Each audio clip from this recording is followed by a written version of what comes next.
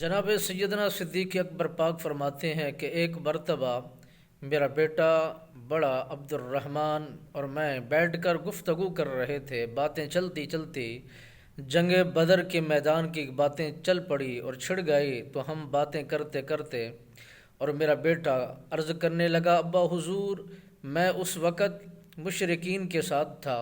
اور میں جنگ بدر میں آپ کے مد مقابل آیا تھا،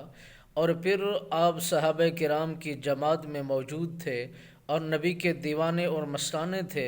اور رسول اللہ صلی اللہ علیہ وسلم سرکار کے سپہ سالار تھے، اور آپ نے جنگ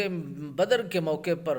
میرے سامنے تلوار کے بالکل قریب آئے تو میں وار کر سکتا تھا، آپ پر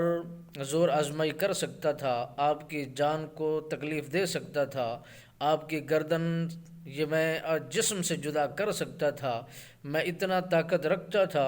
اور اتنا میرے اندر غضب تھا۔ اور سیدنا صدیق اکبر پاک اس کی بات کو سن کر کے آپ نے فرمایا، پھر تم نے کیوں نہیں کیا؟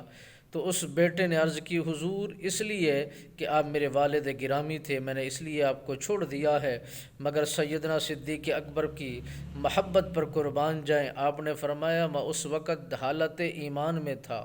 ایمان کی حرارت میرے اندر موجود تھی، کاش کہ تو میرے سامنے آ جاتا، میں کبھی ایک لمحے کے برابر بھی تجھ پر ترس نہ کھاتا، تجھ پر رحم نہ کرتا، میں فرمان مصطفیٰ کو ترجیح دیتا، اسی کے تحت تیری گردن اتارنے میں کوئی تاخیر نہ کرتا اور تیری گردن اتارنے میں کوئی دیر نہ لگاتا، میں فرمان مصطفیٰ کو دیکھتا نہ کہ میں اپنی اولاد کو دیکھتا، میرے نبی سرکار نے جو مجھے حکم دیا ہے، جند جان قربان ہے، اولاد قربان ہے، مال قربان ہے۔